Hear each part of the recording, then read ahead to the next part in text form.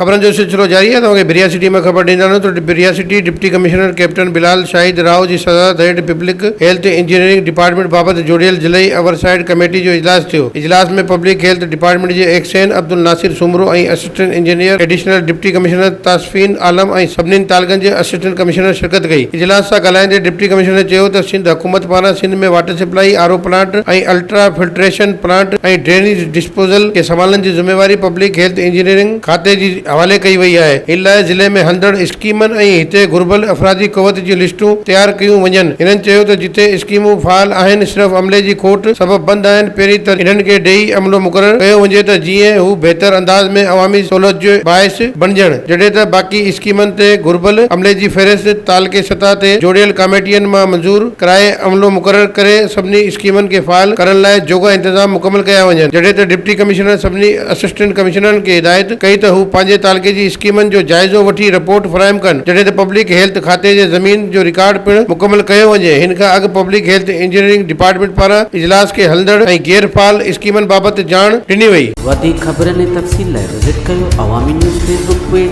YouTube page ऐं अवामी news website.